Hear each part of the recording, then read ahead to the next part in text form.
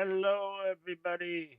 Welcome to Action Theater Presents, where we're beginning our film noir month. And we're starting out today with the Maltese Falcon, and deleted scenes will be along shortly. I hope so. Uh, okay, let me read you the synopsis. Oh, come on. Okay, the Maltese Falcon from 1941. A private detective, Sam Spade, is a nonsense lawyer whose partner is killed while pursuing a case. A Spade seeks out the killer. He becomes entangled in a sinister plot to locate a priceless 16th century statue known as the Maltese Falcon.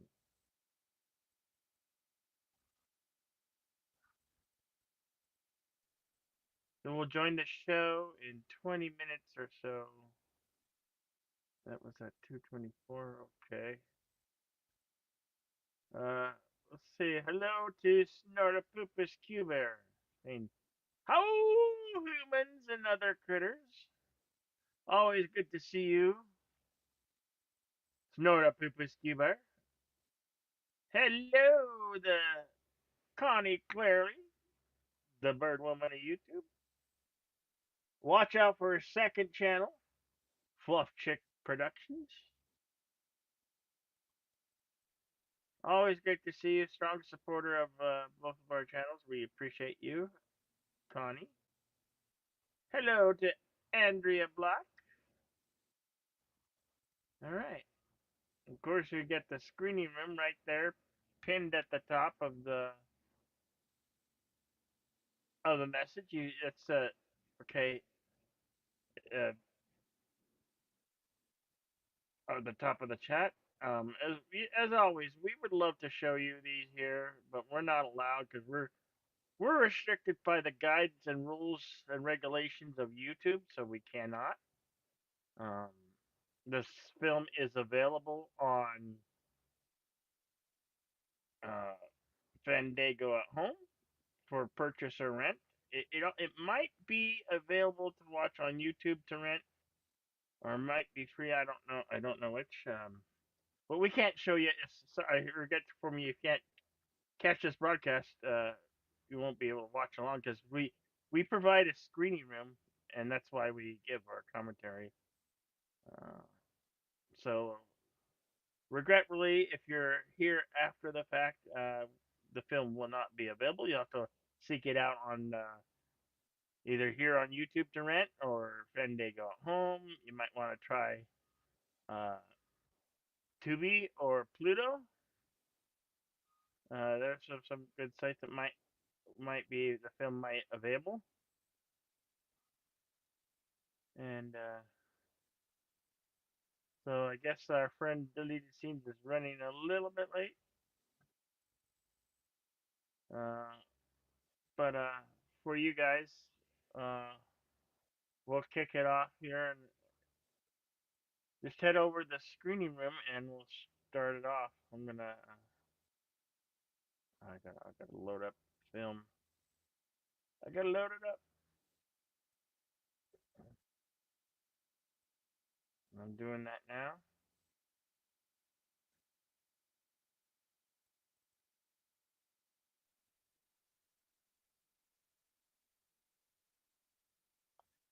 All right, everybody. So head on over to the screening room and we'll start the film, okay? Here we go. I'll give you a countdown. In five, four, three, two, go.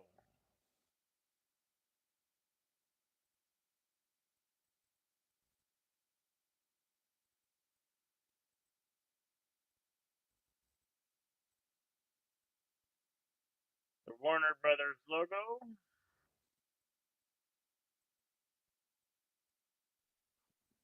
The Maltese Falcon.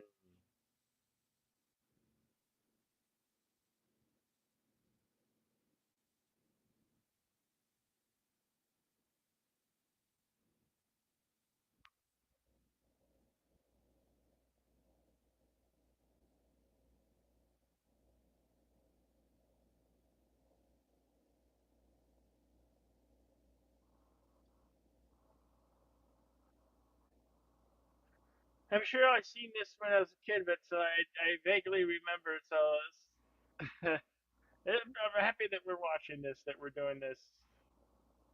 Directed by John Hudson.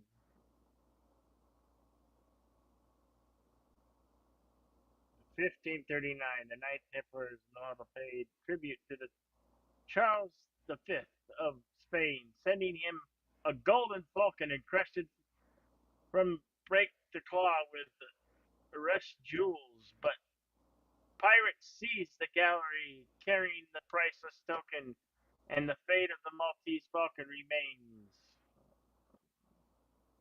Started in San Francisco.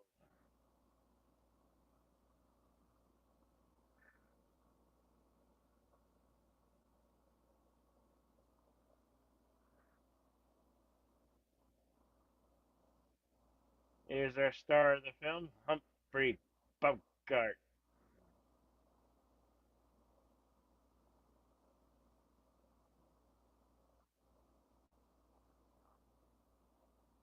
Detective Spade.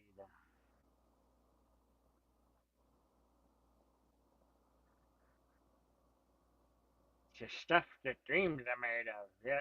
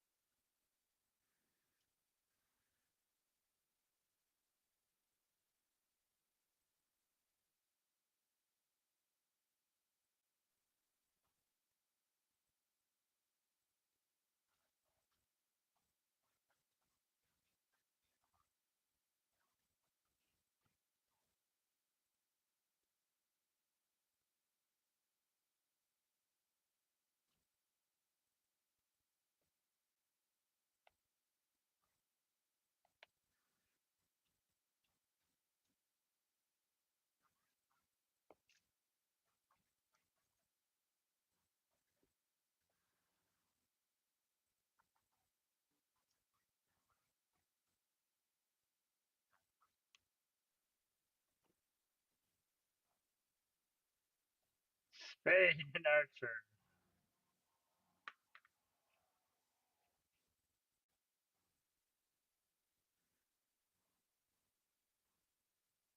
Wow, what was this kid getting started right away, aren't we? Is his partner getting killed?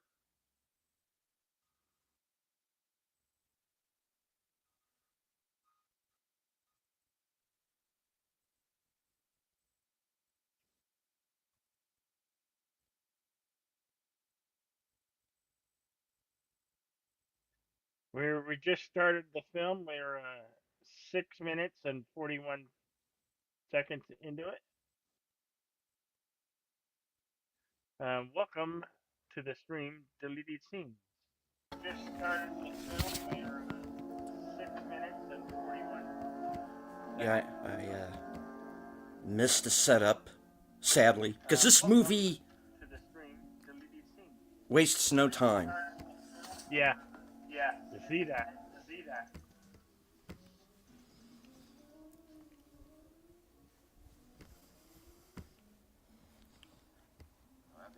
Thank you to everyone joining us. I see the Bird Woman of YouTube, Connie Cleary, friend of the channel, Andrea Black. I see the world's greatest Snortopoopus Q Burr, in the chat.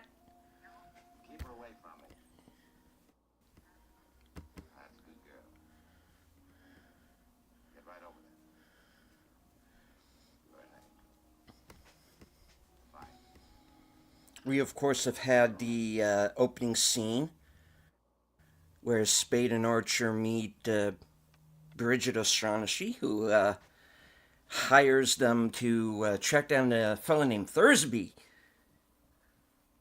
And it seems that Thursby has gotten the drop on Archer here. Or did he? That's going to be very much the question.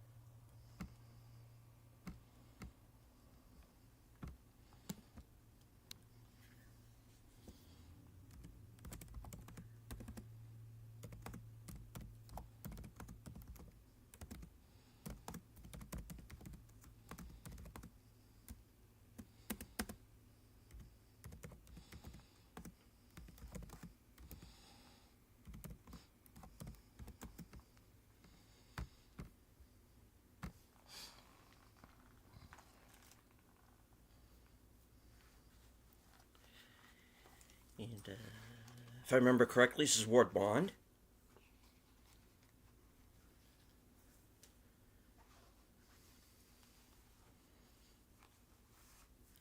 The cop that actually likes Spade. The other one very much does not, and is trying to pin something on him.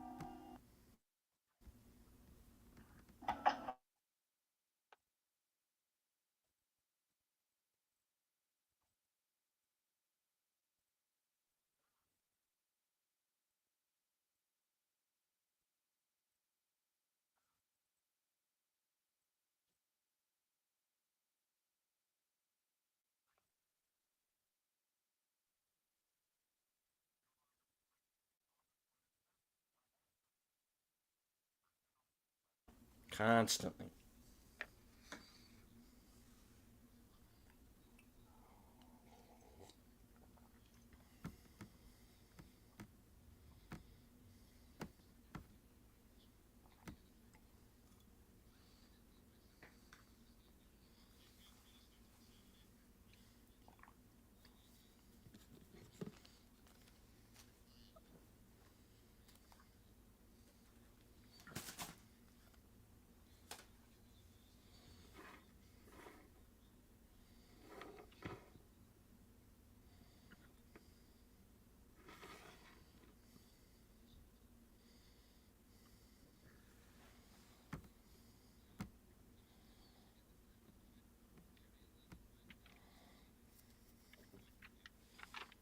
Yeah.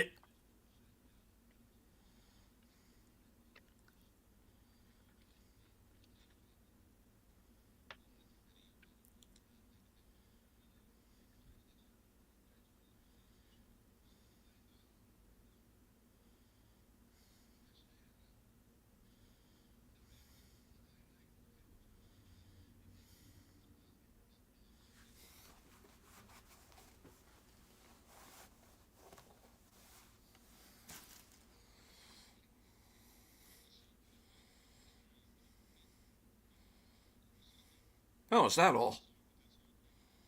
Funny, I thought we saw him shot from the front. Archer was shot from the front. Thursby was shot in the back. Okay, because Yeah, two dead. they showed a guy getting shot, and that was he was getting shot from the front. Yeah.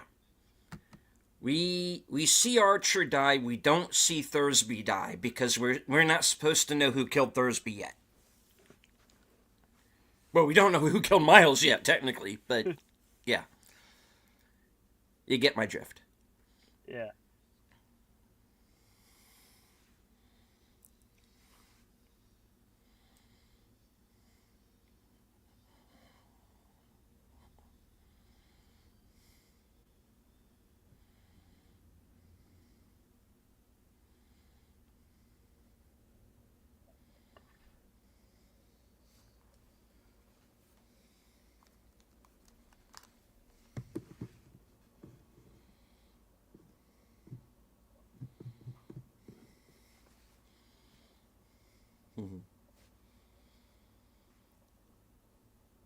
The long-suffering secretary, Effie Perrine. Who steals this movie? I don't care.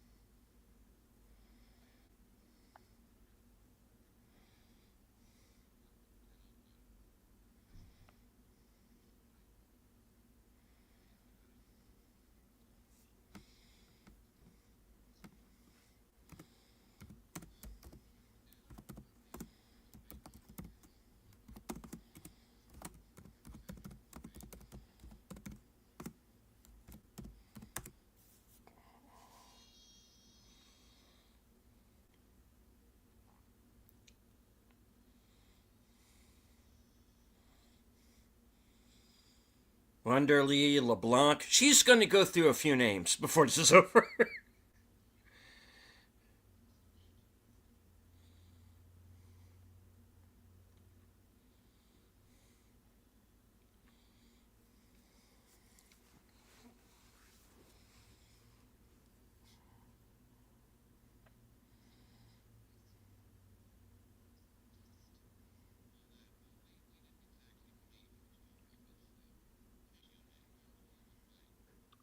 I believe what all you need to cast it to your television is like if you have a Roku or a Fire Stick, and then you could. I think it works that way. I've never tried it. I've been curious about that myself. But yeah, I think it should just you can cast it to your TV with your Wi-Fi.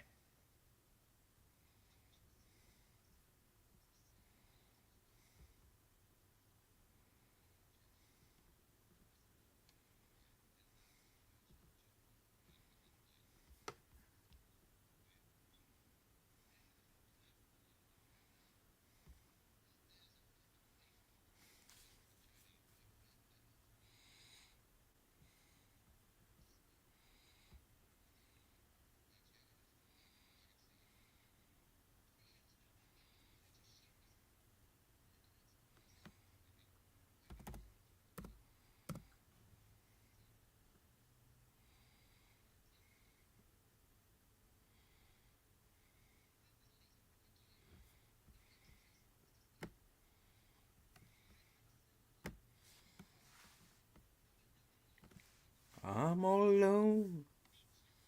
There's no one here beside me. Oh, wait.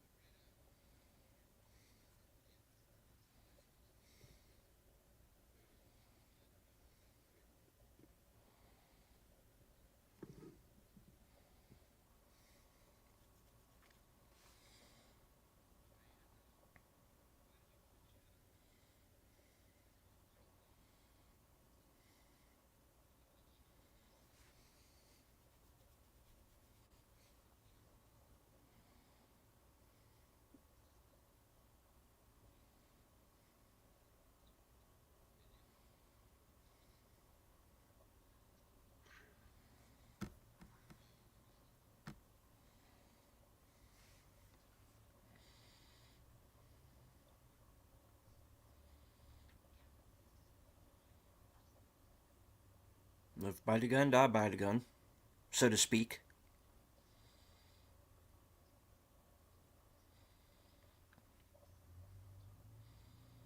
Of course, getting shot with your own gun is a little embarrassing.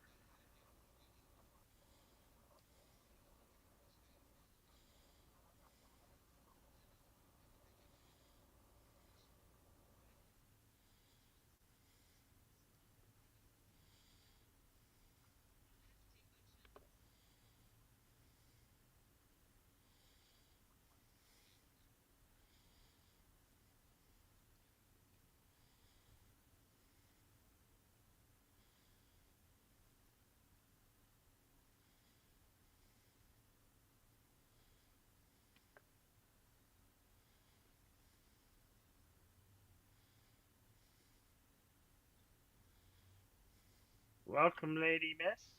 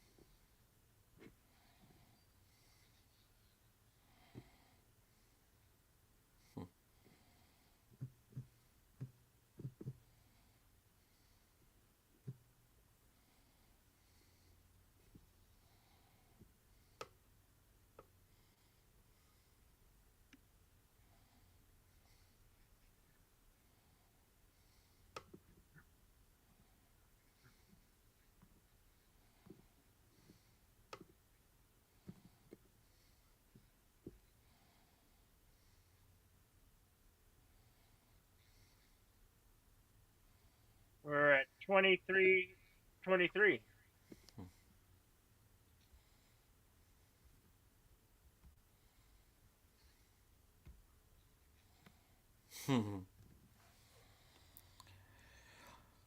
Oh, and this is where things get a little sticky. This guy's got crazy eyes. Peter Lorre as Joel Cairo.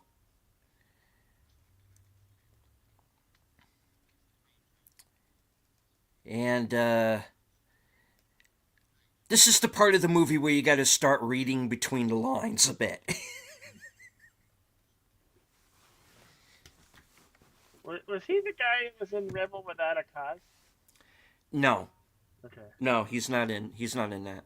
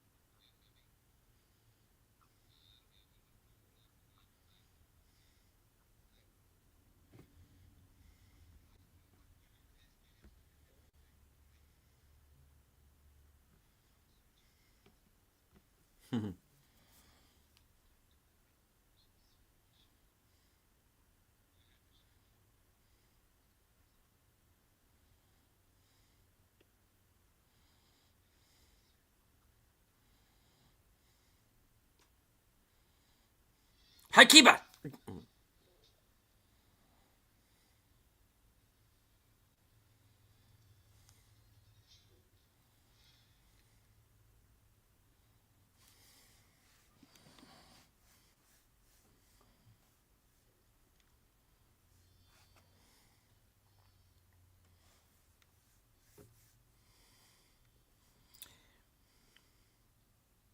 And no, for any of you younger viewers out there, he didn't give him that extra smack just because he's gay. Well, maybe he did. I don't know. Kind of have to read. Yeah.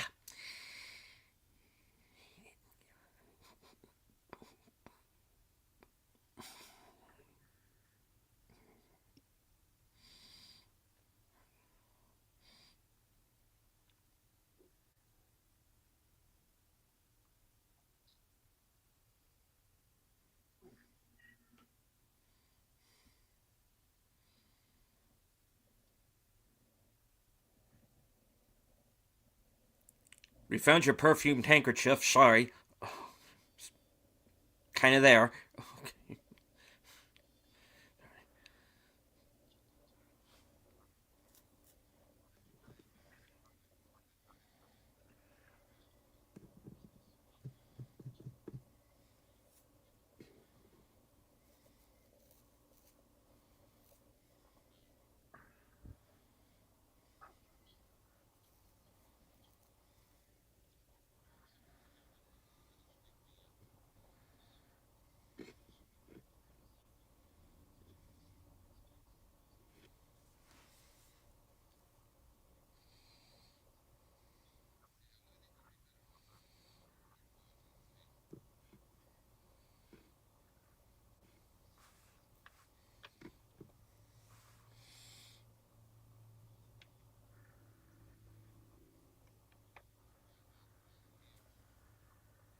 It's always 5,000. You notice that? Yeah.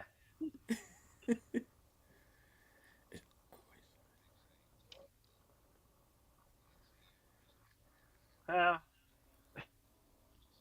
this is pre World War II, and Yeah. you know, money would have went a lot further back then.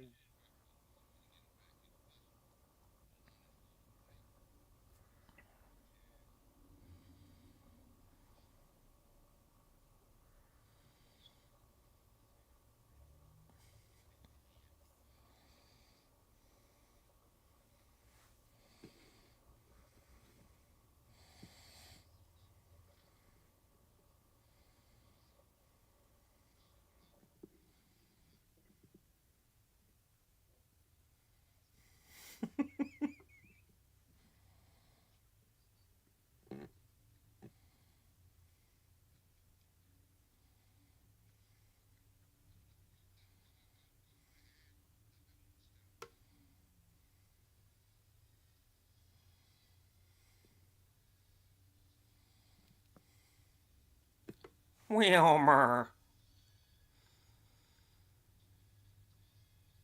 Elijah Cook Jr.'s the assassin, Wilmer.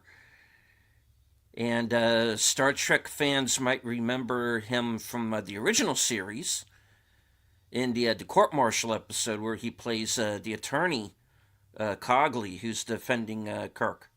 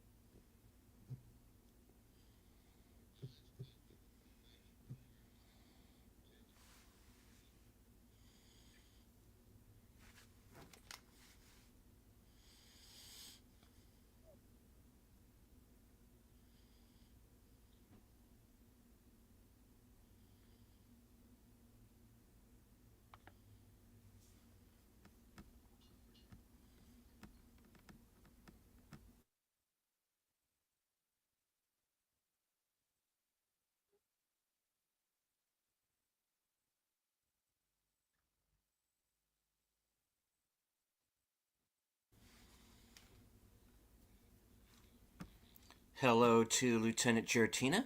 Thank you for the Valiant Renegade raid.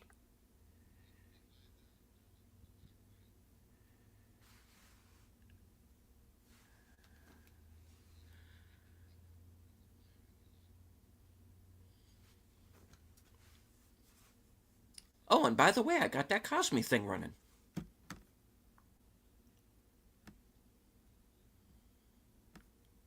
Yeah. So if you guys can broadcast from Mm-hmm. Cosme, you can broadcast it to your TV as long as you have Wi-Fi in your home. And see if you can just keep your computer on, I guess, or Mm-hmm. But yeah, you could stream it to your big TV. Watch the film. We are watching 1941's The Maltese Falcon, starring Humphrey Bogart, and we are 33 minutes 2 sec in into it.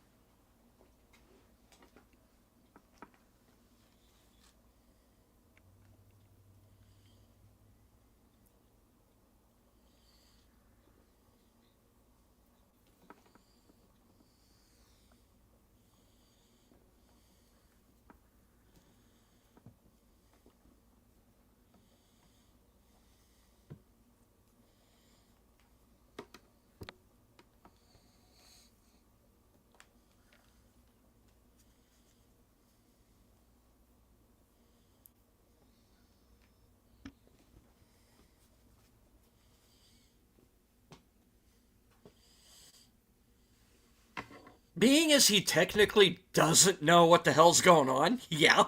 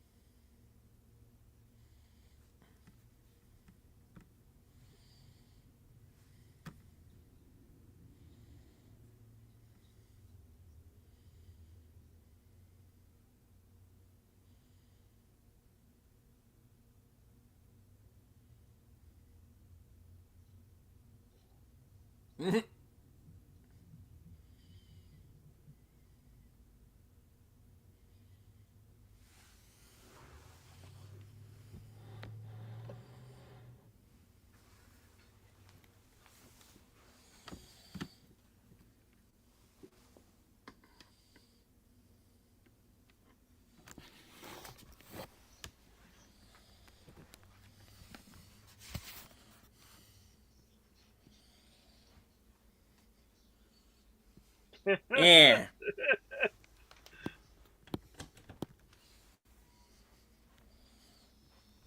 Yeah, button it, Nancy.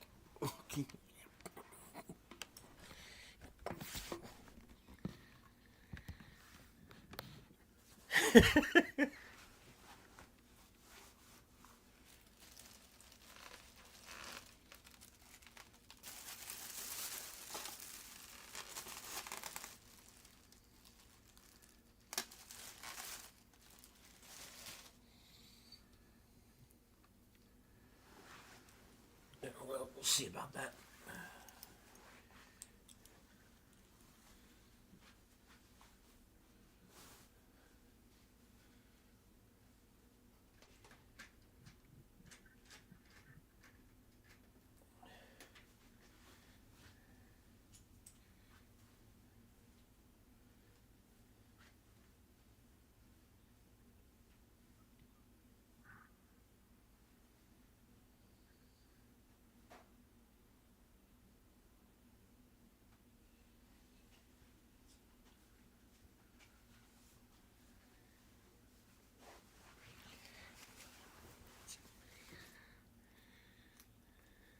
No.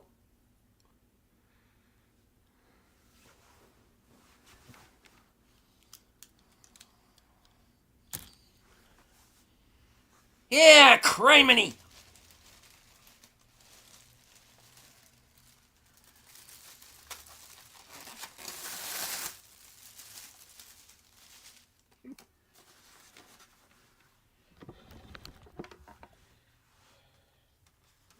I think he needs to get taller and more. He's a scrawny little guy.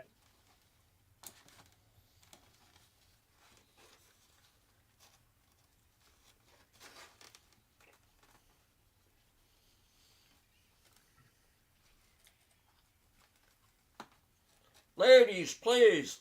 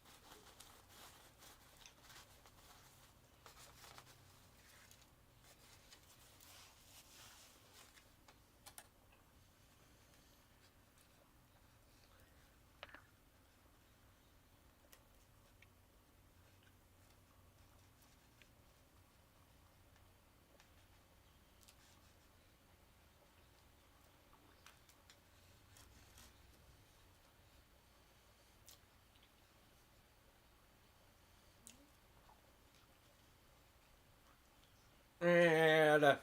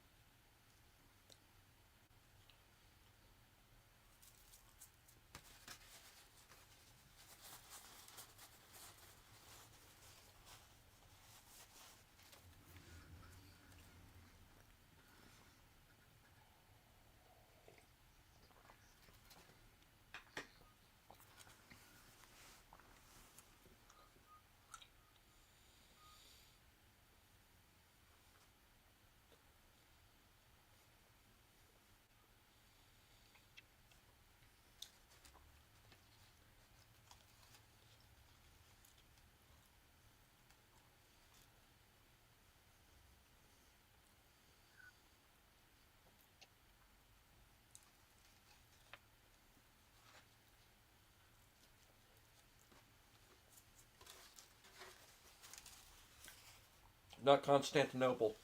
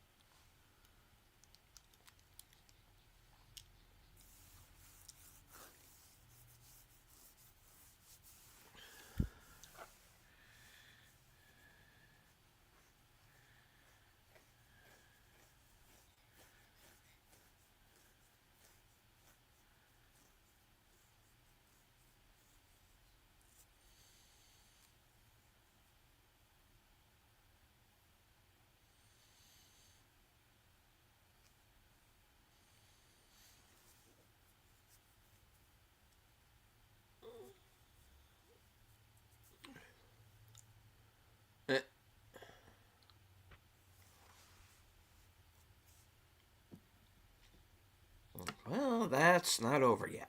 Okay. We're at 46.38.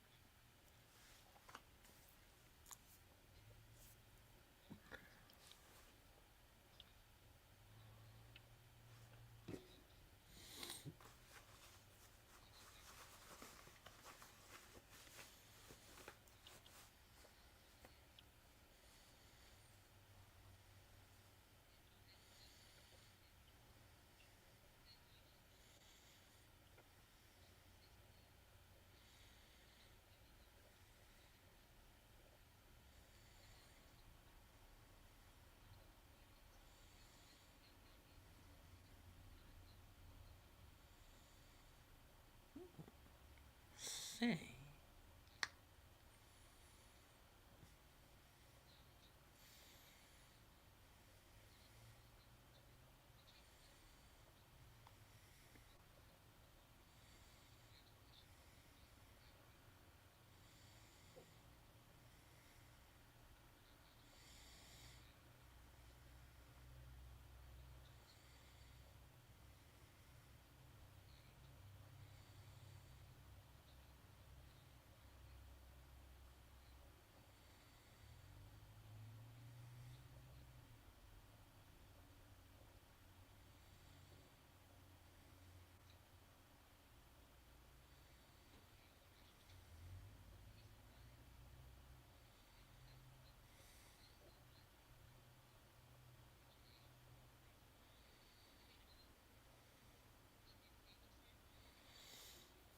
Hmm.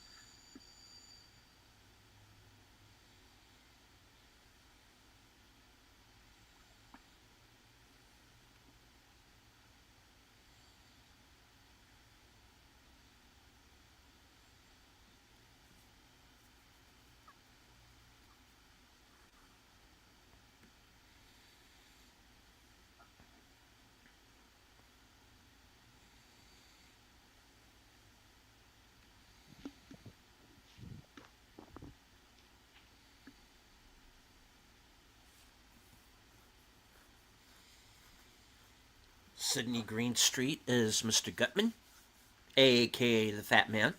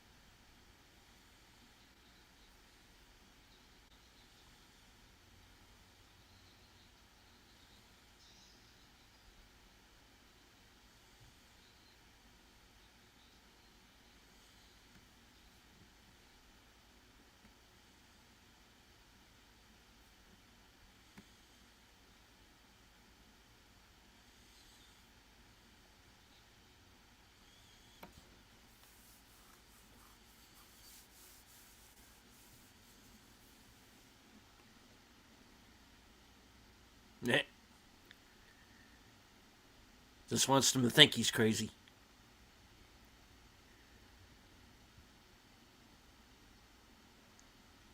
Yeah.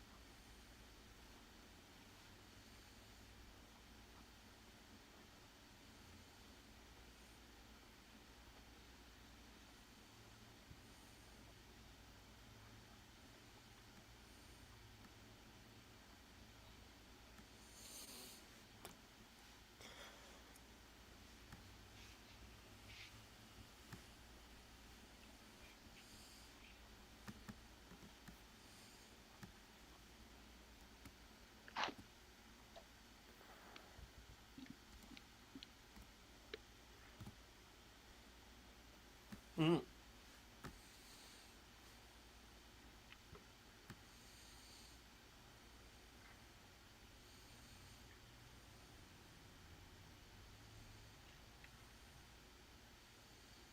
Hagiba!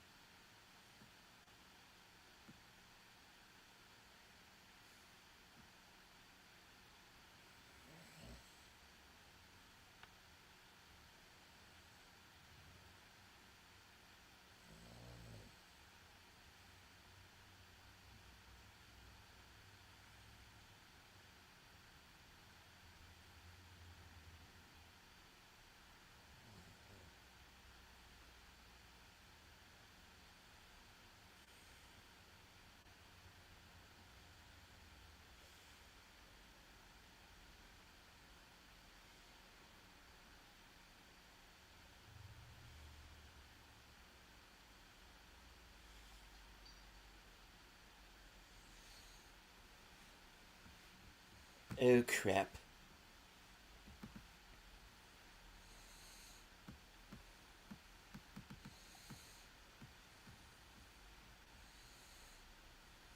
I think he's been poisoned.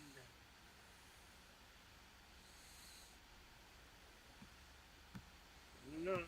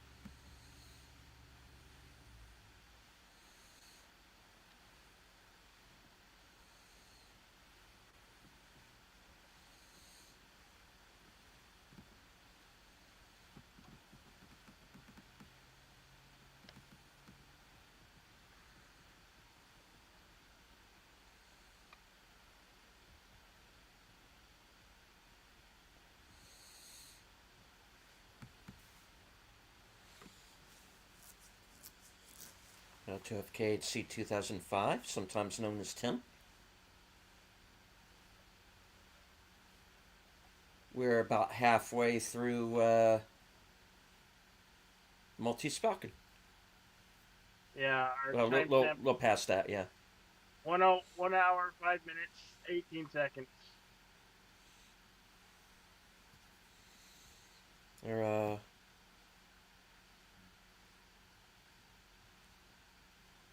approaching our third act here.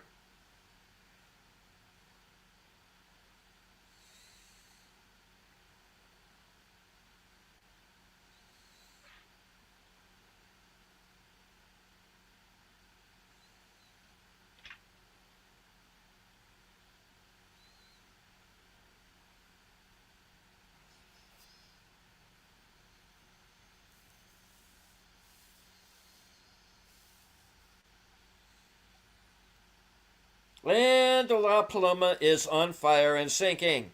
Okay. Gee, I wonder how that happened. Yeah, I can't imagine why.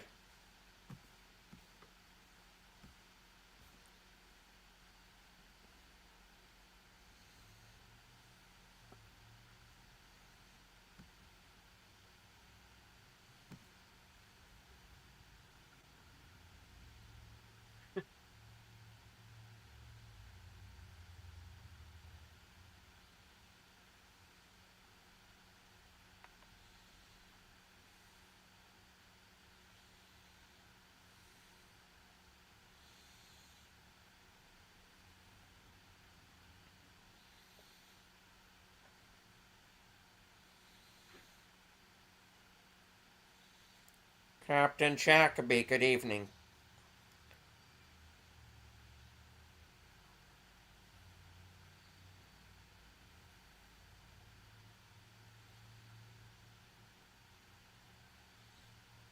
Mandoon.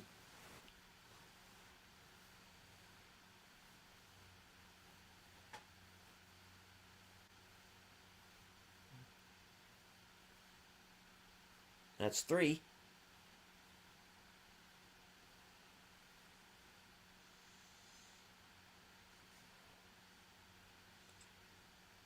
Quite.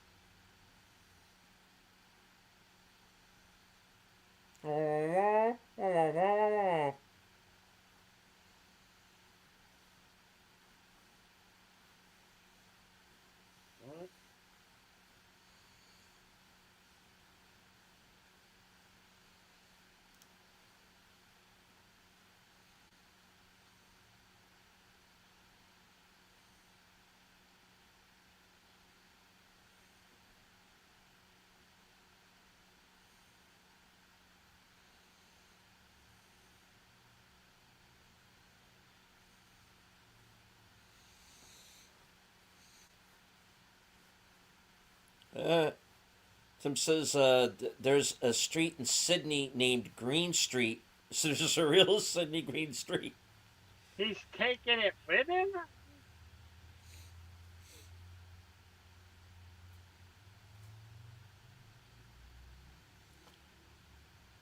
Yeah.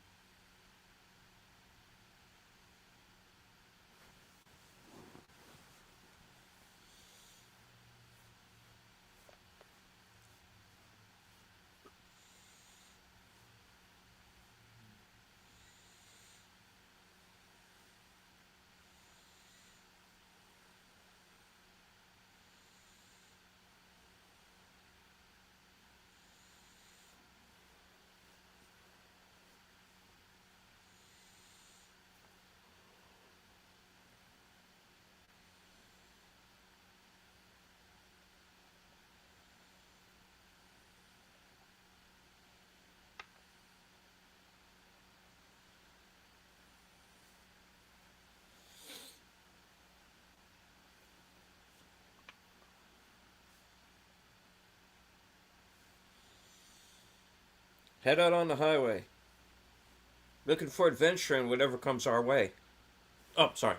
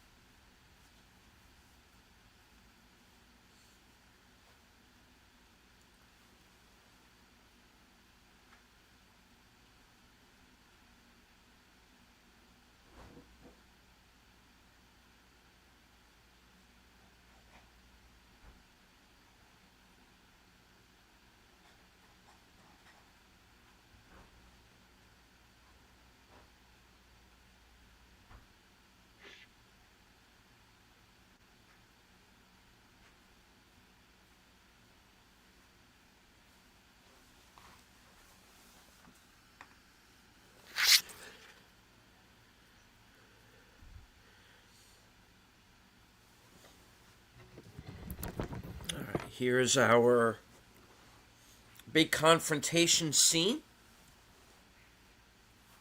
That's pretty much going to go on for the rest of the film.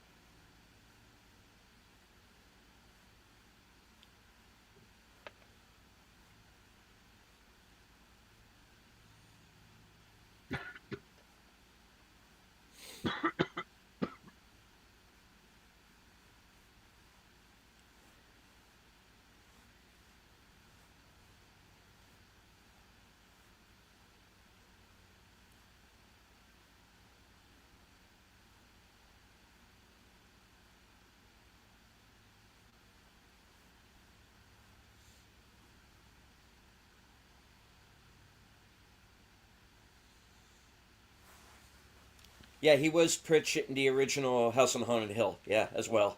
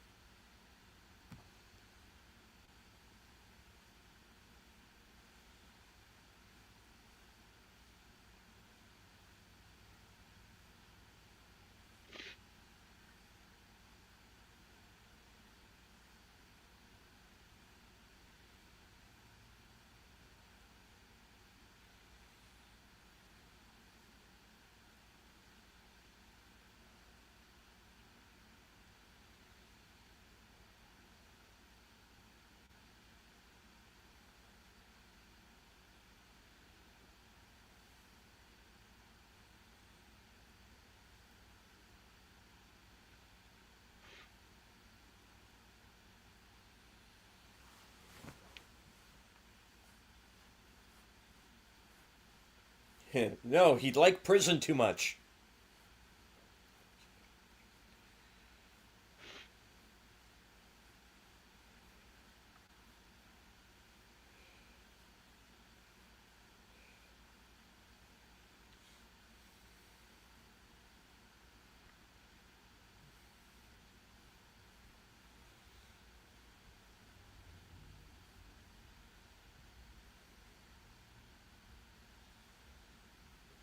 Hello to Daniel Berry Sports Highlights.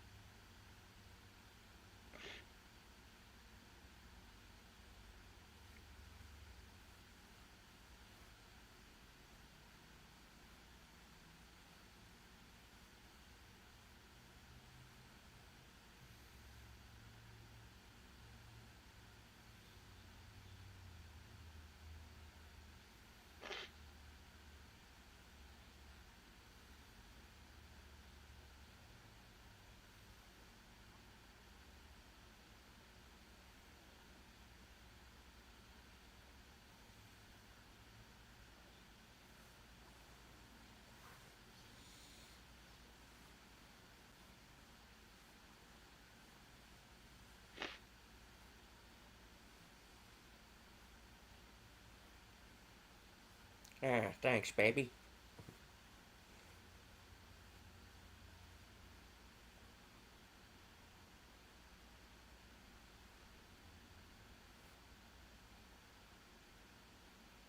Yeah.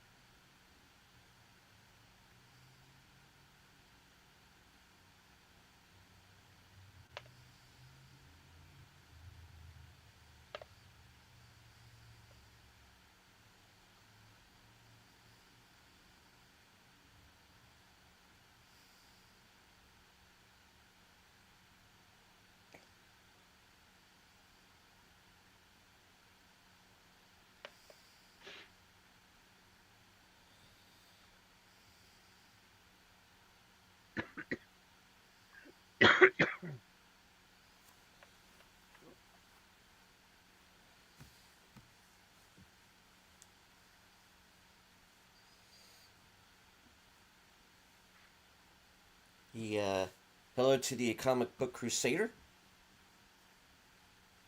Cosme links should be at the top of the chat.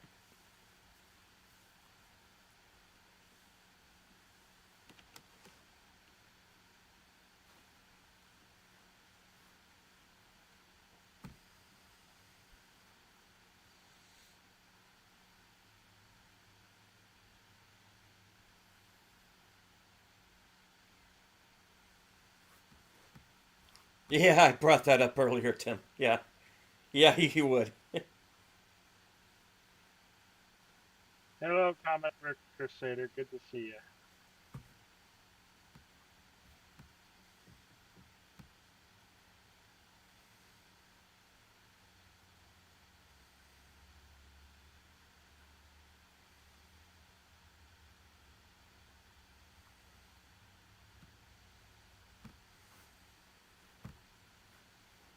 1 hour. We're at 1 hour 26 minutes 18 seconds.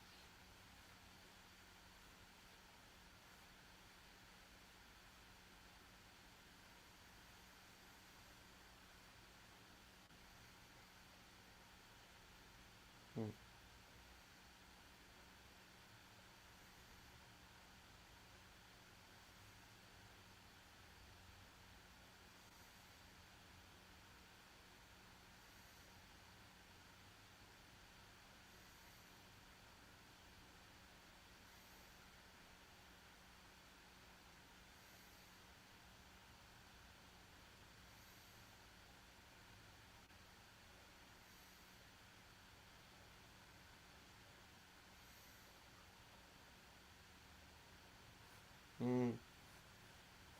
See ya, Tuts.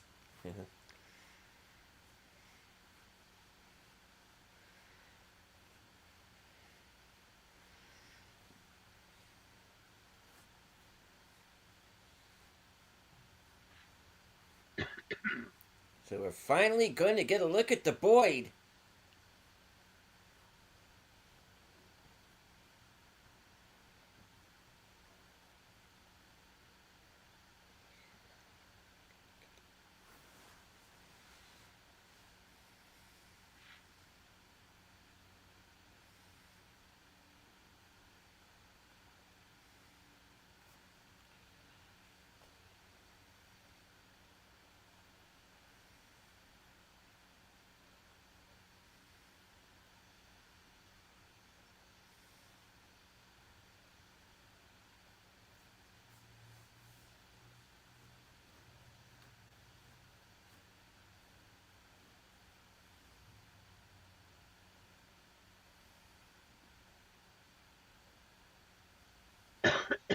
Wasn't there supposed to be jewels in the eyes or something?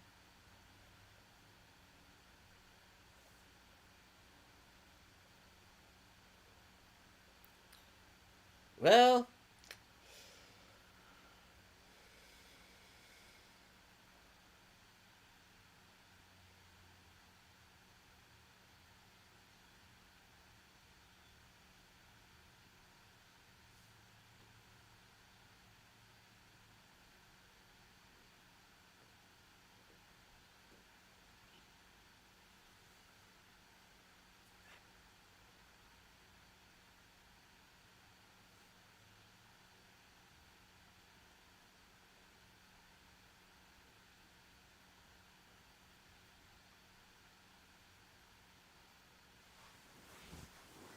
read it.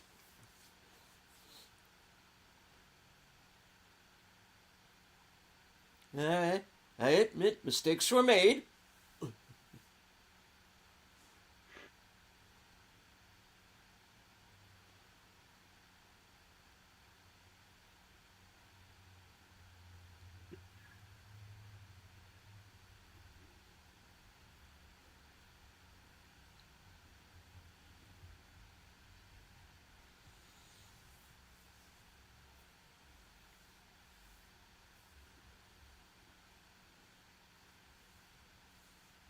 Not Constantinople.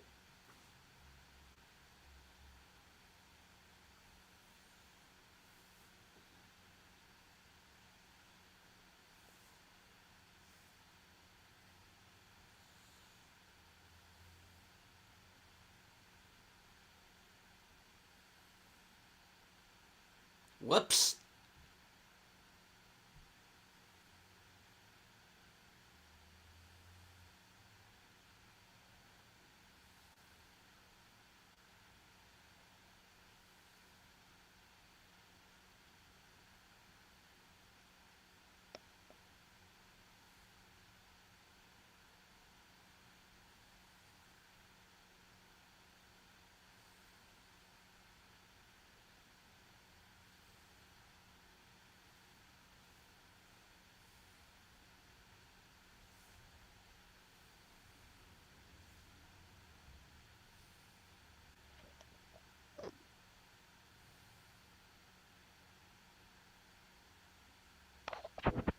Mm.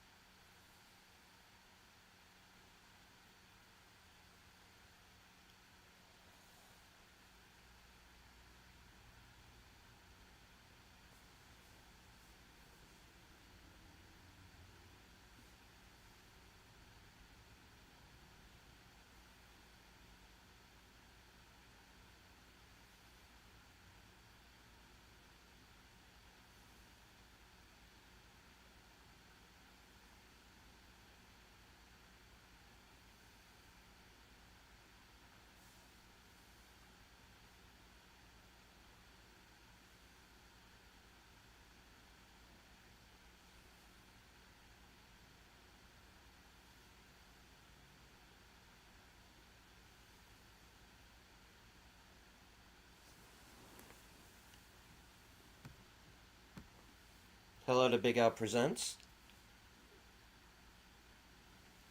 We're right at the end of the film.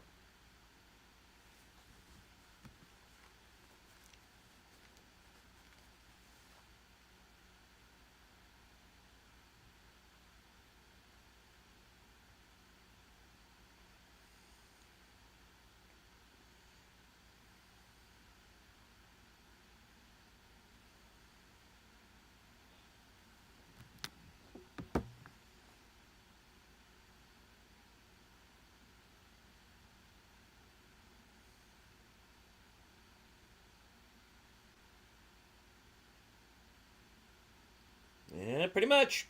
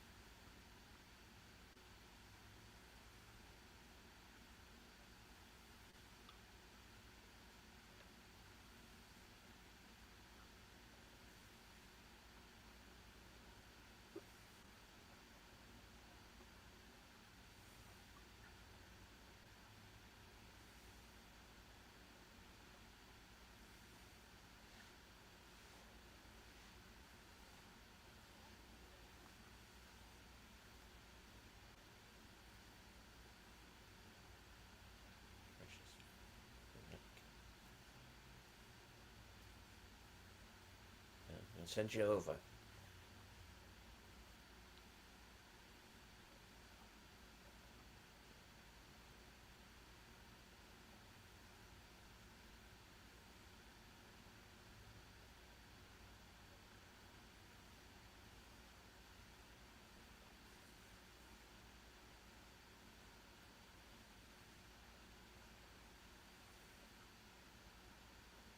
And fall.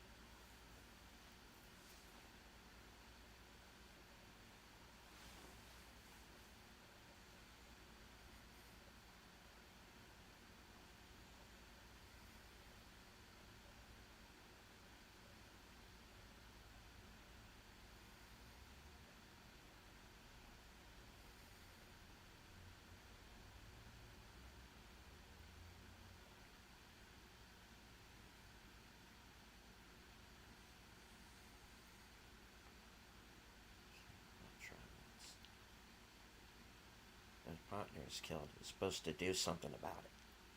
The partner is supposed to do something about it.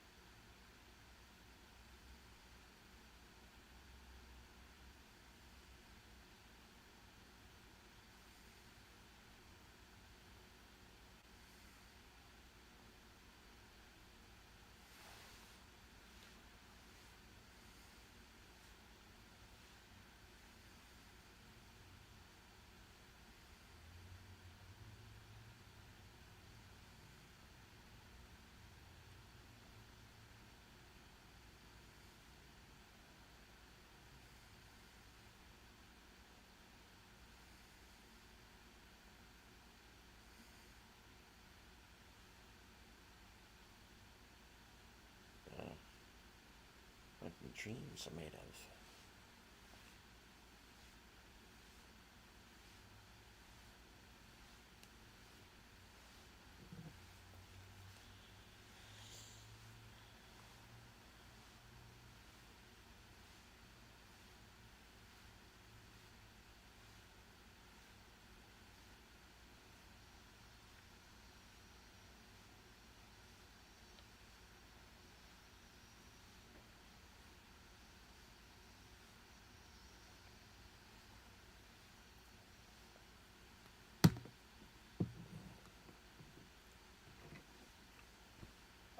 You're welcome, Lady Miss.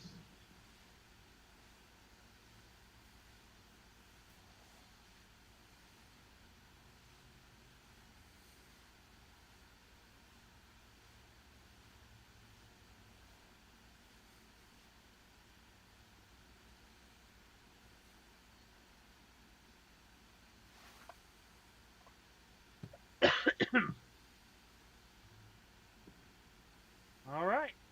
That was the Maltese Falcon from 1941.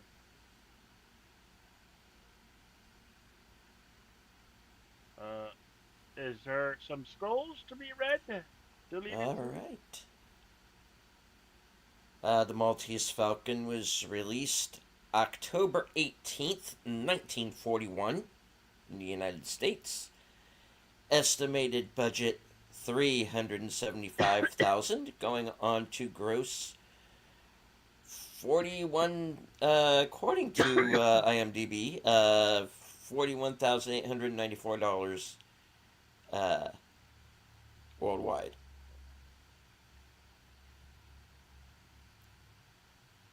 Was nominated for 3 Academy Awards, including Best Picture, Best Writing Screenplay, aka Adapted Screenplay now, and Sidney Greenstreet for Supporting Actor. Was nominated in 2024 for a Saturn Award for Best Home Media Collection Release. Warner Brothers 100th Anniversary 25 Film Collection, Volume 4, Thriller, Sci-Fi, and Horror. Additional titles including Full Metal Jacket, Goodfellas, the director's cut of Natural Born Killers, Shawshank Redemption, Interview with the Vampire, Seven, The Matrix, The Green Mile, Inception, The Conjuring, Gravity, Her, Annabelle, It, and Dune Part 1. In 2008, won the Online Film and Television Association Hall of Fame. Was added to the National Film Registry in 1989.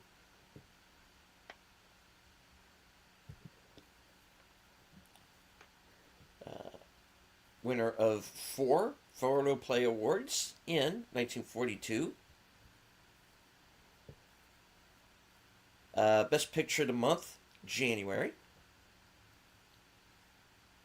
Mary Astor for Best Performance of the Month, along with Humphrey Bogart and Sidney Greenstreet. Won 2 National Board of Review Awards. Best Actor and Actress for Mary Astor and Humphrey Bogart.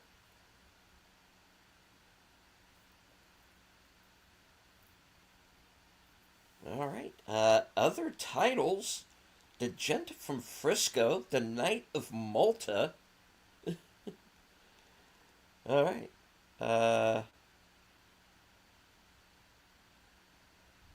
Let's see. Production took place between June 9th, 1941 and July 18th, 1941, with retakes in August to September of 1941. Filming locations: San Francisco for the Bay Bridge, Warner Brothers Burbank Studios, Stage 14, 17, 6, and 9, Bush Street, San Francisco, where Miles was killed, the Ferry Building, and the Golden Gate Bridge. All right, on to the trivia. George Raft was originally cast as Sam Spade. He allegedly turned it down because it was, quote, not an important picture, taking advantage of a clause in his contract that said he did not have to work on remakes. However, according to John McCarty, author of The Films of John Huston, in an Icon's radio interview, 10707, the real reason Raft bowed out was because this was the directorial debut of John Huston, who had been a successful screenwriter. Raft didn't want to put his career in the hands of a first-time director. When he completed the screenplay, Huston storyboarded it, allowing him time to plan out pictorial composition and camera movement. The whole setup took 2 days to rehearse. Sam Spade refers to Wilmer as a gunzel, a gunman. The Yiddish term gunzel, literally little goose, may indeed be a vulgarism for the other F word that we can't say on the air. Oh no. Yeah. Is more commonly an underground term that refers to a person who's either a fall guy or a stool pigeon. In which case, Spade is making both a direct and indirect reference to Wilmer's character. And in this movie, probably not entirely wrong. 8 Maltese Falcon statues were used for the movie, 2 lead and 6 plaster ones. The lead Falcons weighed about 50 pounds each. Lee Patrick accidentally dropped one on Humphrey Bogart's foot during shooting. It is on display in the movie museum at Warner Brothers Studios. Its tail feathers are visibly dented from when it was dropped. Filming was completed in 2 months at a cost of less than $300,000. It was the film debut of Sidney Greenstreet. The Maltese Falcon itself is said to have been inspired by the Nipphausen Hawk, a ceremonial pouring vessel made in 1697 for George William von Nipphausen. I'm probably getting that wrong. Count of the Holy Roman Empire. It is modeled after a hawk perched on a rock and is encrusted with red garnets, amethysts, emeralds, and blue sapphires. The vessel, as of 2012, is owned by the Duke of Devonshire, Peregrine Cavendish, and is part of the Chatsworth collection.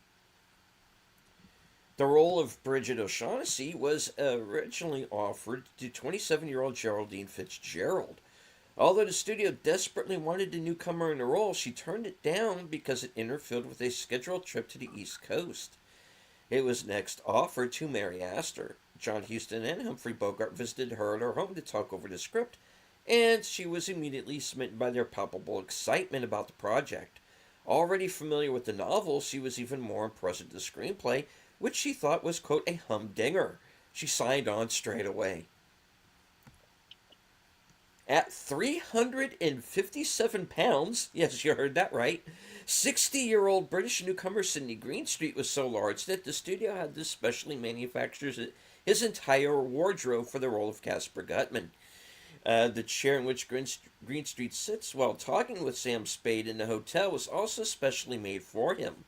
The chairs in the prop department was going to use weren't wide enough to accommodate Greenstreet's girth, nor strong enough to support his weight. The climactic confrontation scene lasts nearly 20 minutes, 1/5 of the entire runtime of the film. It involves all 5 principal characters, and filming required over 1 week. One day, July 4th, was taken off. In 2007, the American Film Institute ranked this as the 31st greatest movie of all time. Ranked number 6 on the American Film Institute's list of top 10 greatest films in the mystery genre as of June 2008. This was, of course, as mentioned, the directorial debut of screenwriter-actor John Huston. Note, John Nugliesco, not sure I ever pronounced his name right, began work on the film. It would have been his feature directorial debut, but he was replaced after 2 months by Huston. Total cost of designing, casting, and painting all of the Maltese Falcons prepared for the film was less than $700.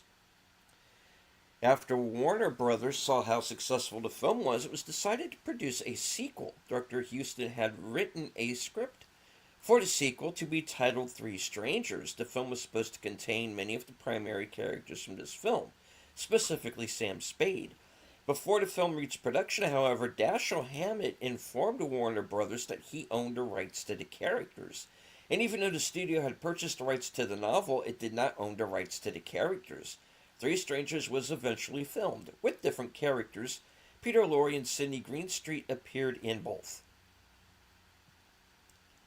Warner Brothers planned to change the name of the film to The Gent from Frisco because the novel's title had already been used for the Maltese Falcon. The studio eventually agreed to keep the original title at John Huston's insistence. Although he storyboarded every scene, Huston was open to abandoning his plans if his more experienced cast came up with something better. He estimated that 3/4 of the time he used his original setups, but for the remaining quarter he adopted ideas that the cast had come up with during rehearsal. In real life, Dashiell Hammett had been a one-time operative for the Pinkerton Detective Agency. Bridget O'Shaughnessy was partly based on his secretary, Peggy O'Toole, and partially on a woman who once employed him to fire her housekeeper. Joel Cairo was based on a man Hammett picked up on a forgery charge in 1920, while Wilmer the gunman was drawn from a petty criminal who went by the nickname the Midget Bandit. After she landed the part of Ilsa in Casablanca, Ingrid Bergman watched this film repeatedly as to study Humphrey Bogart's acting technique. Cameo: Walter Huston as Captain Jacoby. Houston did this as a good luck gesture for his son. He had to promise the notoriously tight headed studio Jack Warner that he wouldn't charge for his appearance. Houston planned every part of the film to the very last detail, storyboarding all of it. His notes on the script were so efficient that not one line of dialogue was changed in the final edit. This was the first pairing of Sidney Greenstreet and Peter Lorre, who would go on to make 9 more movies together. The now famous 7-minute take, truly innovative in its day, took 2 days to rehearse. Mary Astor's off-screen notoriety was instrumental in her casting. She had been in several scandals concerning affairs she had been involved in during her marriage. When she first came to Hollywood, she had an affair with the much older John Barrymore. Her husband had been killed in a plane crash. She'd been married multiple times, which was considered scandalous behavior in those times, and she was an alcoholic. During a bitter custody hearing, a diary she'd kept recounting her various sexual exploits were made public. Her former secretary had stolen it and gave it to her soon-to-be former husband, Franklin Thorpe, whose attorney, Joseph Anderson, leaked copies of cherry-picked passages to the press, and the salacious details were splashed across the front pages of most newspapers in the country for the duration of the trial. One of the first films admitted to the National Film Registry in its inaugural year, 1989. Most of the film was shot sequentially.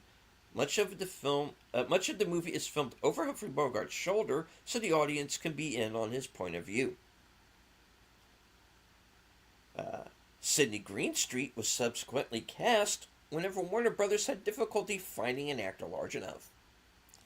As a joke, Walter Houston kept fumbling his walk-on cameo, so his son had to do a lot of different takes.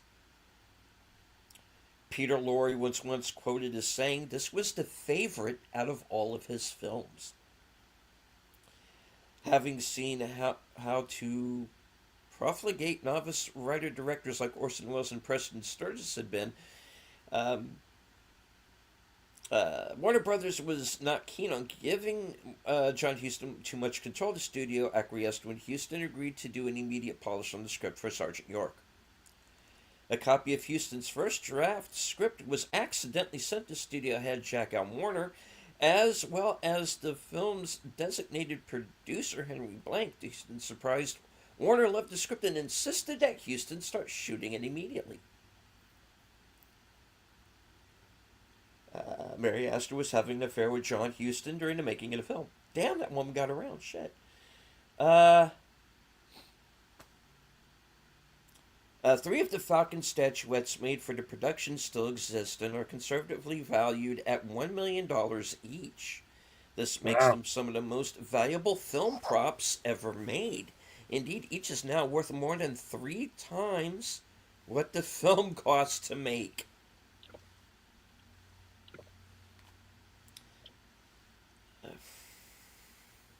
Okay.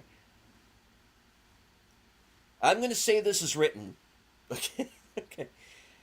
For decades, this film could not be legally shown on U.S. television stations because of its underlying suggestions of illicit sexual activity among the characters, i.e., O'Shaughnessy's promiscuity and indications that Joel Cairo was a homosexual. I don't think it's indicated. I think it's pretty clear. From the start, Peter Lorre was always John Huston's first choice to play Joel Cairo. Frustrated at seeing his script for Juarez rewritten by Paul Muni, the film star John Huston vowed that from then on he would direct his own screenplays and therefore not have to see them get meddled with. He was fortunate in that he had a staunch ally in the former producer Henry Blank, who was happy to fulfill Huston's wish. Elisha Cook Jr., of course, played Wilmer, was the last surviving cast member when he died May 18th, 1995, at the age of 91. Humphrey Bogart has absolutely no resemblance to the character of Sam Spade as described in the book. There he is over 6 feet tall, has a V-shaped chin and mouth, a hooked nose, and blonde hair. He is referred to by author Dashiell Hammett as looking like a blonde Satan. Humphrey Bogart had to supply his own wardrobe, but this was common practice at Warner Brothers as a way for the studio to save money. Bogart and Astor's dialogue heavy final scene took 3 days to shoot. The Screen Guild Theater broadcast a 30-minute radio adaptation of the movie September 20th, 1943, with Bogart, Astor, Greenstreet, and Laurie, and on May 18th, 1950, with Bogart reprising his role with his wife Lauren Bacall, and again at the Academy Award Theater, July 3rd, 1946, with Bogart, Greenstreet, and Astor reprising their film roles.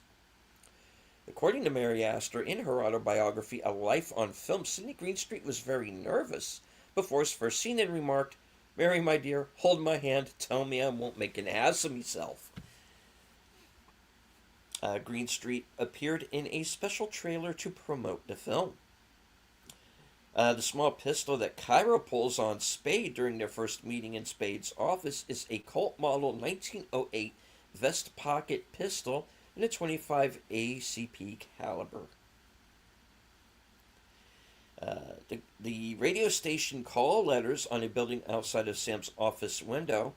KLVW is now an FM station in Odessa, Texas, known as K-Love. It plays Christian contemporary music.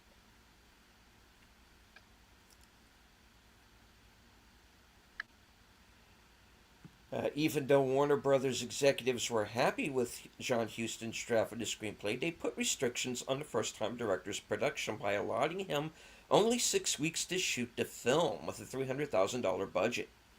If Huston happened to go over budget, Warner Brothers warned him that he would be looking for a job elsewhere. However, Huston left nothing to chance. He tailored the screenplay to include shot-by-shot instructions for him and his crew, detailing the setup of each and every scene. The final screenplay was so finely laid out that one could read the script and perfectly visualize the finished film. This method was used by Huston only for this film. Other directors like Alfred Hitchcock and later Steven Spielberg would employ this method more frequently throughout their careers. It was producer Henry Blank who gave Huston what he recalled as the single greatest piece of advice he could ever receive as a director. Shoot each scene as if it is the most important scene in the film.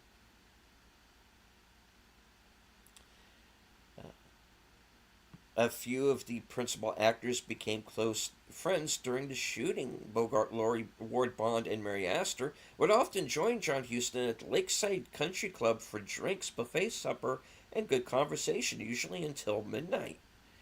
Bogart always considered Laurie and Huston great pals, mostly because they met two principal criteria.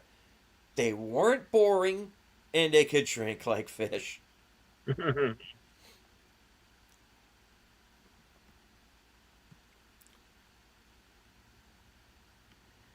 John Huston and company tickled themselves with a number of on-set jokes. As Mary Astor recounted in her autobiography, the cast and crew had a system whereby Huston would signal for a certain practical joke to be played for visitors to the set.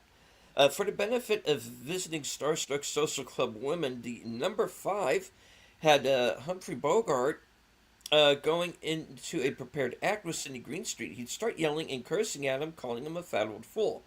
"Who the hell do you think you are? You upstaged me, and I'm telling you I'm not having any." At which point Huston would then jump into the act, holding back Bogart's mocked rage. Very quickly, the embarrassed and disillusioned ladies would shuffle towards the nearest exit.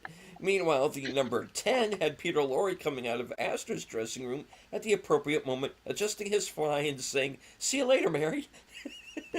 Jeez. Okay.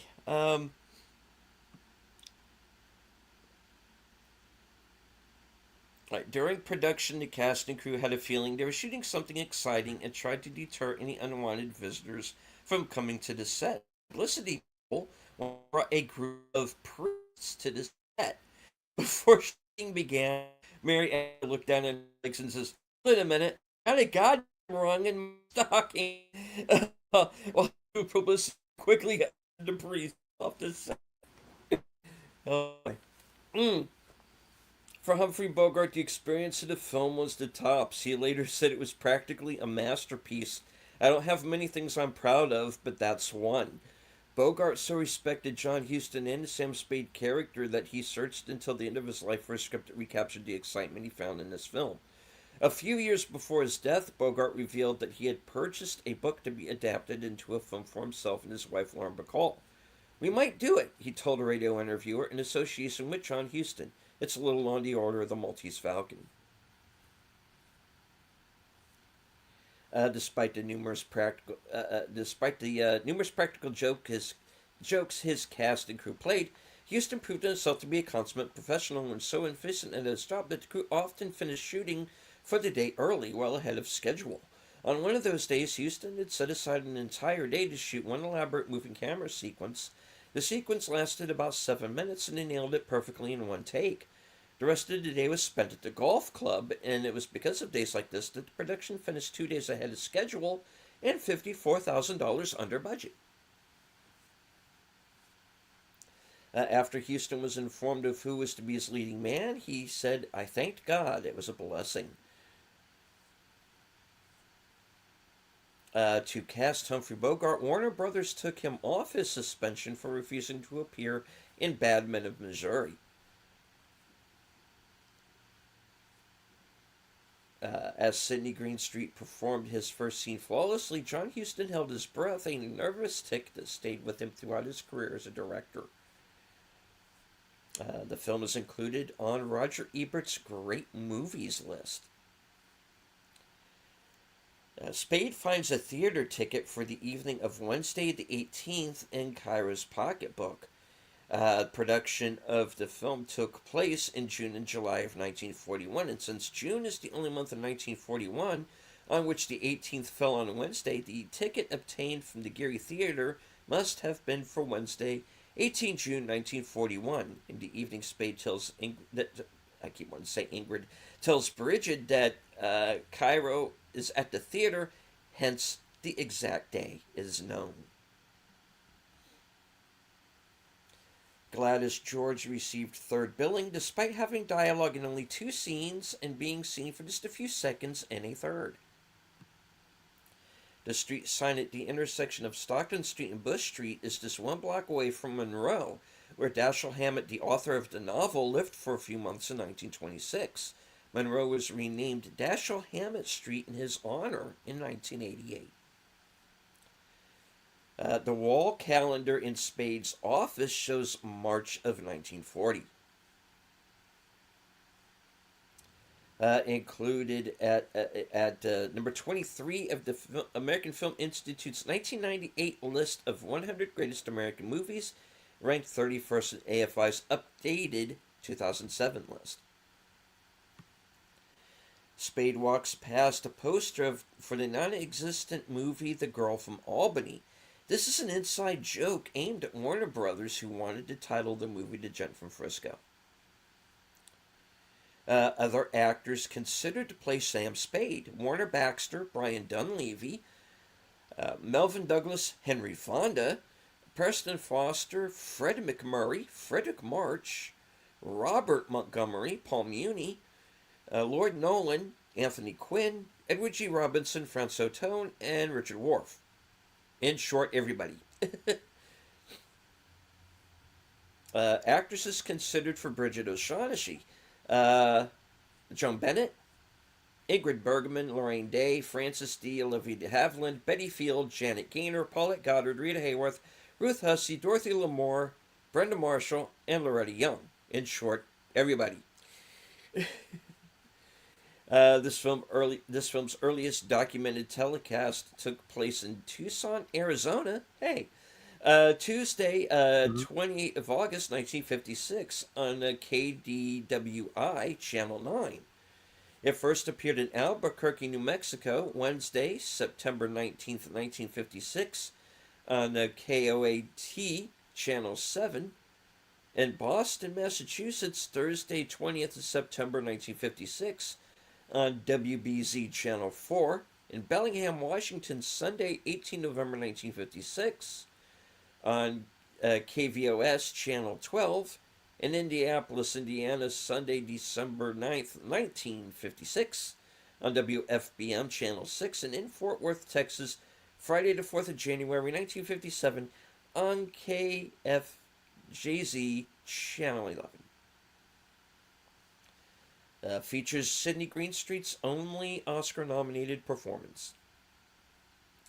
In the book, Captain Jacoby is a giant. Dashiell Hammett describes his entry into Spade's office as follows. He stood in the doorway with a soft hat crushed between his head and the top of the door frame. He was nearly 7 feet tall.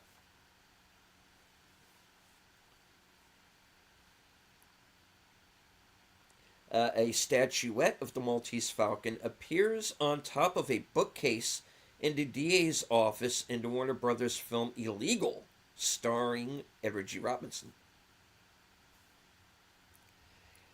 In the 2003 best-selling book The Black Dahlia Avenger, author Steve Hodel claims that his late father, Dr. George Hill Hodel, was guilty of the 1947 murder of Elizabeth Short, famously dubbed the Black Dahlia by the press.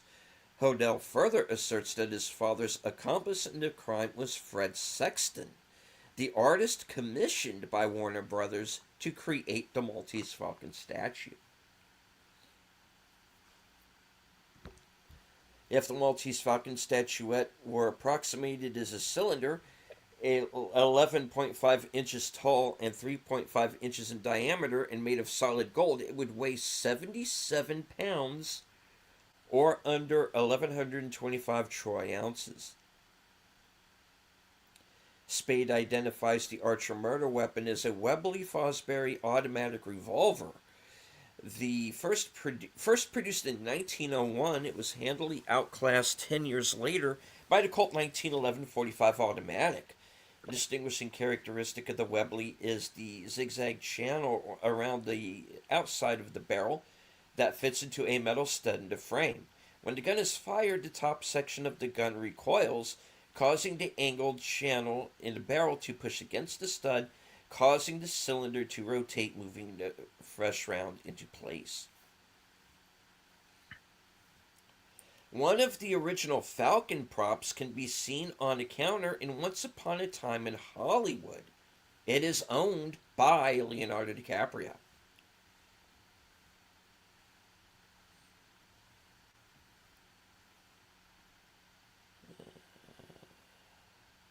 Okay. Spade's familiarity with the Webley automatic revolver was due to the fact that sometime before 1914, he was in England. No explanation as to why is given as to why he was there. The Maltese Falcon is the only book by Dashiell Hammett in which Sam Spade appears, and there's very little backstory. It is stated, however, that sometime in the past, Spade had worked for a large private investigation firm, which presumably was when he made contacts with various police officers, the district attorney and assistant district attorney house detectives of various hotels, and at least one owner of a limousine company. As to Spade's age, no gray hair is mentioned, and he presumably would have been an adult in 1913, so this would make his age to be somewhere between 27 and 37 years old. At the time of filming, Humphrey Bogart was 41. Dashiell Hammett's description of Sam Spade bears no resemblance to Bogart. Spade is, we've seen it. Powerful with stubby fingers and with a chin, nose, mouth, and brows having a distinct V-shape. Described as a devilish look with yellowy eyes, the image is reminiscent of a somewhat sinister version of Vincent Price. This was a coincidence as the book was released in 1929, 9 years before Price's first film role. With the exception of brief parts involving Gutman's remorseful and drugged daughter, a wild goose chase to a vacant house to distract Spade, several meetings with Spade's attorney, and dialogue referring to Archer's half-brother, half-suspecting Spade in the murder. The movie follows the book very closely, including virtually all the dialogue. The term Maltese Falcon does not appear in the book until page 424, 16 pages before the end, when Gutman writes off Wilbur saying, "Well, by gad, you lose a son, it's possible to get another. There is only one Maltese Falcon." In the film, Spade's final speech to Bridget is shortened in the book. He lists 7 reasons behind his decision.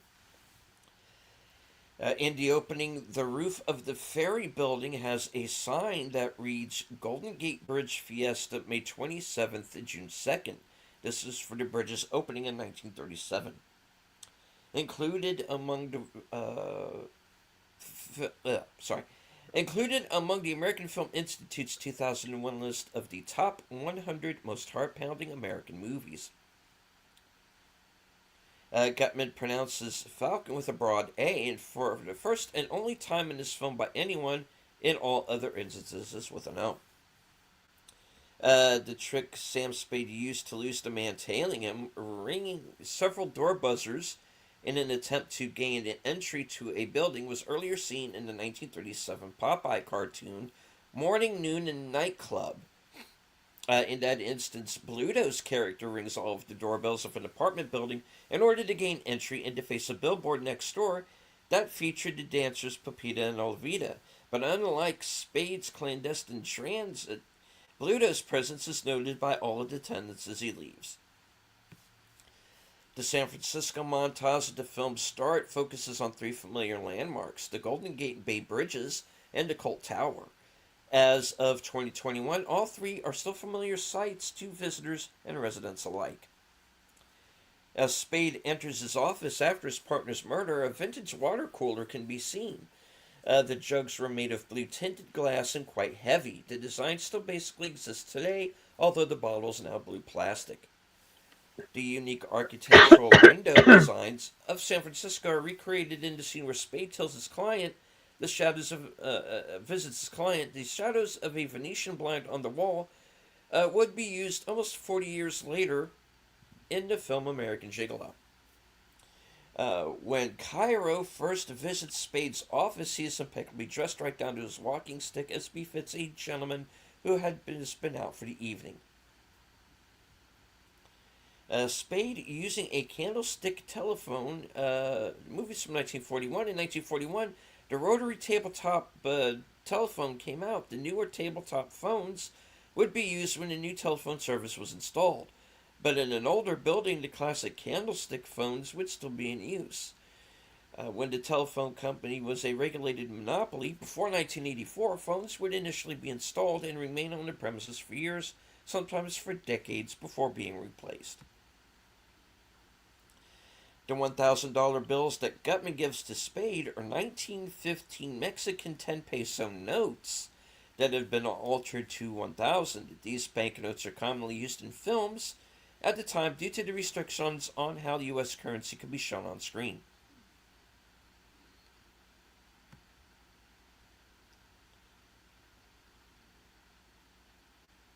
Okay.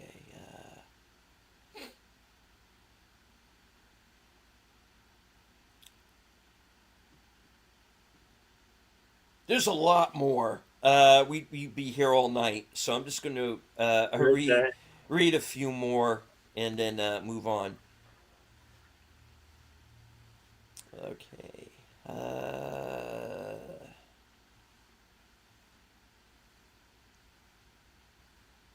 Let's see.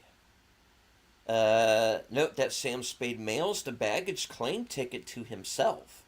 He writes on the envelope the post office box and just the word city instead of San Francisco, California. Before the advent of computerized equipment and zip codes, it was common practice to just write city on in-town mail. Also, at the time, it only cost 3 cents to mail a first-class letter.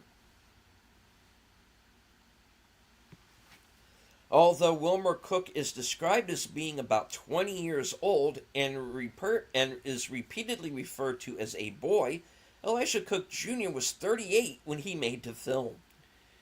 Elisha Cook Jr. portrayed a character, Wilmer, and had the same surname as his own. He plays a character with the same name in the film's spoof sequel to Black Bird. He also later portrays a character called Louis Tulsa Cook in The Outlaw's Daughter.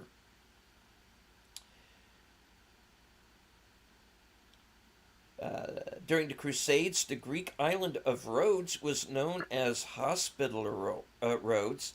It was overseen by the Order of Knights of the Hospital of St. John of Jerusalem, and their reign lasted from 1320 to 1522. Sidney Greenstreet mentions this history briefly when giving an overview of how the Maltese Falcon came to be created and what became of it. The striped robe worn by Mary Astor was worn by Benny Barnes until we meet again. Jack Warner insisted on the historical narrative that appears at the beginning of the film to make the plot less confusing.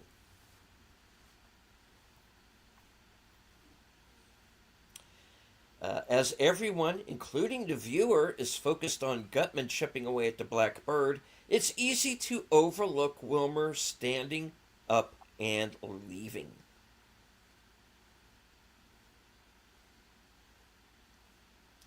As Cairo whispers in Gutman's ear, Sam says to Wilmer, 6-2 and even, they're selling you out, Sonny. That's horse racing win place show betting terminology, meaning the odds are a 6-1 the horse will win, 2 the one horse comes in second, and even money if the horse finishes third. When listening to Bridget's story about Thursby, Spade pinches his lower lip. This quirk is right out of the novel.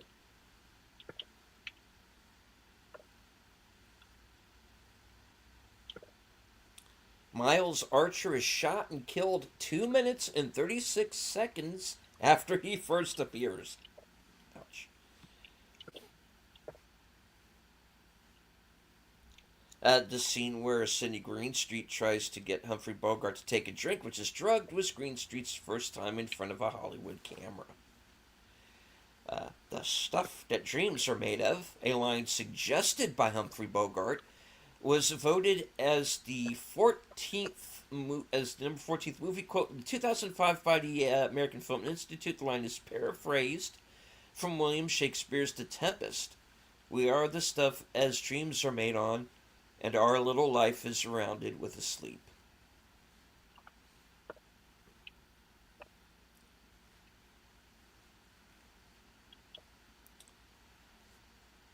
Okay.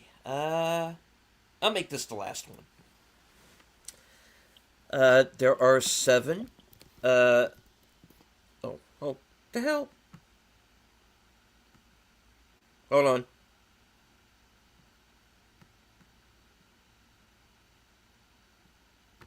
Okay. Sorry about that, folks. All right. There are several 11.5-inch tall Falcon props made for use in the film. Some were cast of plastic resin, some of lead. Only 2 45-pound lead Falcons and 2 5-pound, 5.4-ounce resin Falcons are verified to be in existence.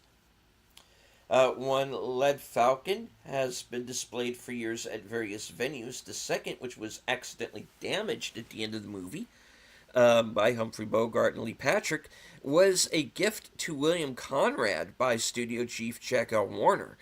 It was auctioned in December 1994, 9 months after Conrad's death. Oh, ironically, William Conrad, Jake and Fat Man. That guy, yeah. 9 months after Conrad's death, for $398 as soon as I can speak, for $398,500 to Ronald Winston of Harry Winston Inc. At that time, it was the highest price ever paid for a movie prop. It was used to model a 10-pound gold replica displayed at the 69th Annual Academy Awards.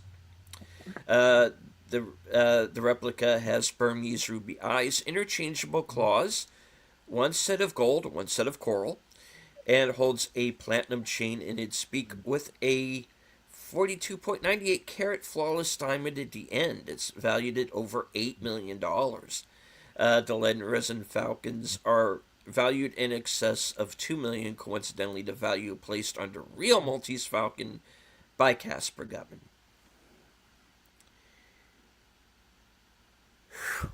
Okay. All right. Yeah, okay. I'm going to take a drink. Go ahead. That's fine. So yeah, we're gonna continue our film noir series. I think next week we want to do the Big Sleep. Is that correct? Deleted scenes. Do you want to do that one? Yes. Okay. All right, then we'll next week come back here, same Outlaw channel, same YouTube Ronin channel, and you'll find the Big Sleep, starring again Humphrey Bogart. Yep. And I haven't seen that film, so it will be a first watch for me. Uh, that will Right be on. next week, and of course we have Western cinema with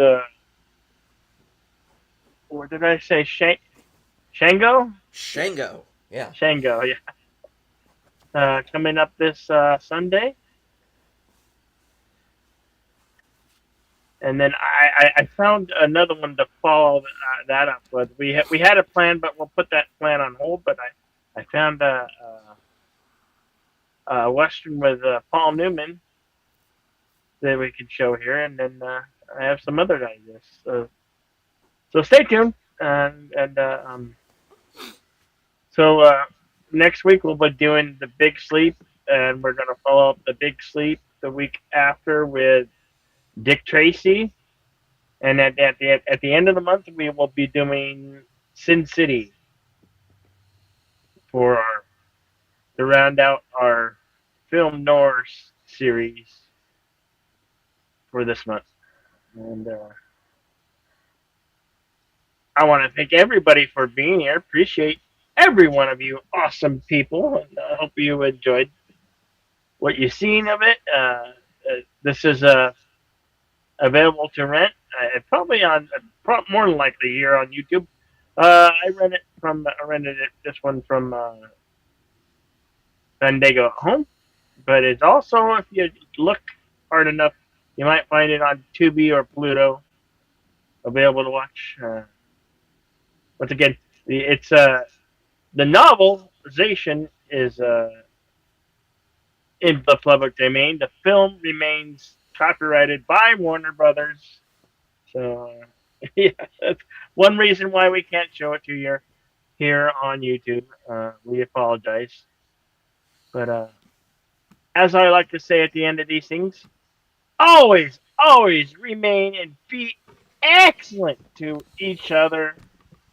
Party on, and we'll see you on the next one. Mm-hmm. And now I give it over to YouTube Roman deleted scenes. All right. All right. Well, I would like to thank everyone who joined us here today. We had at one point nearly 100 people watching us live. So, Yeah, and that's just on my end of things, and yeah. there's usually more than that on Bill's side. Thank you for everybody who was here, even if it was just for a few minutes. Yep. We really do appreciate it. Hope that you enjoyed the show. We do this every Thursday at the same time. We will be back next week with the Big Sleep, continuing from Noir Month. And I want to thank everybody who was in the chat with us here, both on StreamYard and on Cosme. And as I say at the end of every broadcast from HQ and all points north, south, east, west, and beyond, good night, take care, stay strong, be safe and healthy, because this is how we win.